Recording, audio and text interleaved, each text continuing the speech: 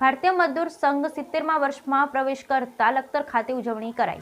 ભારતીય મજદૂર સંઘ 70મા વર્ષમાં પ્રવેશે નિમિત્તે અખિલ ભારતીય તથા ગુજરાત પ્રદેશ ભારતીય સૂચના મુજબ ગુજરાતના આશરે 10,000 ગામડા સુધી પહોંચવાનો અંદાજ છે। તે મુજબ લખતર ગ્રામ પંચાયત ખાતે એક મીટિંગ યોજાઈ, જેમાં ભારતીય મજદૂર સંઘના પ્રદેશ ઉપાધ્યક્ષ શૈલેષભાઈ જોશી, જિલ્લા મંત્રી વિજયભાઈ પાઠક, લખતર સરપંચ પ્રતિનિધિ ગંગારામભાઈ પટેલ તથા ગ્રામ પંચાયતના શ્રમિક ઉપસ્થિત રહ્યા, જેમાં શૈલેષભાઈ જોશી દ્વારા ભારતીય મજદૂર સંઘનો પ્રાથમિક પરિચય આપવામાં આવ્યો તથા ભારતીય મજદૂર સંઘ શ્રમિકો માટે ચાલતું દેશનું મોટું શ્રમ સંગઠન છે તથા અખિલ ભારતીય લેવલે લગભગ 7,000 સંગઠનોની સાથે જોડાયેલા છે અને ઉત્તર ગુજરાતના પ્રદેશમાં લગભગ 150 થી 160 સંગઠનો જોડાયેલા છે, જેની સ્થાપના 23 જુલાઈ 1995ના રોજ શ્રદ્ધેય દંતો પંતજી દ્વારા કરવામાં આવી વગેરે માહિતી આપવામાં આવી। કાર્યક્રમના અંતે ગ્રામ પંચાયતના ચોકમાં ધ્વજારોહણ કરવામાં આવેલ અને સૌનો આભાર વ્યક્ત કરી કાર્યક્રમનું સમાપન કરવામાં આવ્યું। Bureau report Jaydrasinh Jhala, Lakhtar.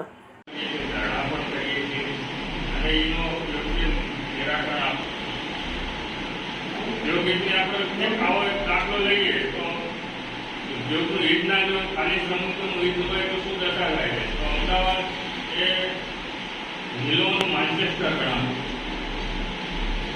સૌથી કાપડનો ઉદ્યોગ અમદાવાદમાં એટલો બધો હતો કે એની કોઈ હદ નહીં, પણ આવા કોઈ રાષ્ટ્રવાદી સંગઠનો કે નહીં અને ખાલી કોમ્યુનિસ્ટ સંગઠનો હતા અને શ્રમિકોને ખોટા પાત્રે લઈ ગયા અને મિલો શ્રમિકોને એવા આંદોલન આપણું વર્ષ આપણે આના ઉત્સવ તરીકે ઉજવવું।